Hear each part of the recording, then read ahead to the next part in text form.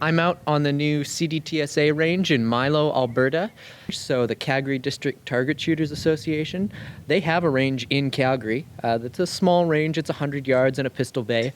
But being city limits and cities being cities, they know that they can't be there forever. This range is built to be the future of the club, and it is a world-class facility. Essentially, we've got 2 different sections for rifles and then a whole set of multi-gun bays. So behind me there, you can see the 300, 400, and 500-yard berms. So we've got the rifle range. It's rated for anything under 50 BMG, and that's a 50, 100, and 200-yard range. And then we've got the multi-gun bays. So the idea here is that instead of having a specific handgun space or rifle space, these are rated for any 30 cal rifle and under. So you can shoot shotgun here, you can shoot all kinds of pistol here. There's also no required firing line here, so you can move and shoot, you can practice firing from retention at 5 yards if you want.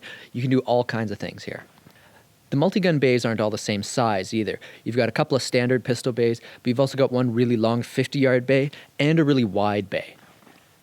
The shooting areas are covered, and the tables are a real solid concrete. The seat's adjustable on them, though, so you can walk it up and down. And then I really like having a mat or a bag to shoot off of. There's also a shotgun bay that hasn't opened up yet, but will be a trap and skeet field. The land here forms a lot of natural barriers and backstops, but a little bit of dirt work goes a long way. This is almost exactly 120 kilometers from Calgary, so I give it about an hour to get out here.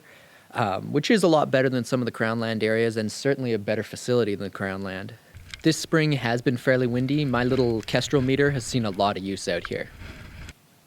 I've tromped through some pretty mucky ranges and some pretty messy spaces in order to shoot. I used to go out to Crown Land all the time, but of course in Canada the problem is I can't shoot my handgun or my AR-15 on Crown Land. I shot service rifle with this club for several years, and I feel quite lucky to be a member this year. This is a much better facility than where I've shot in the past.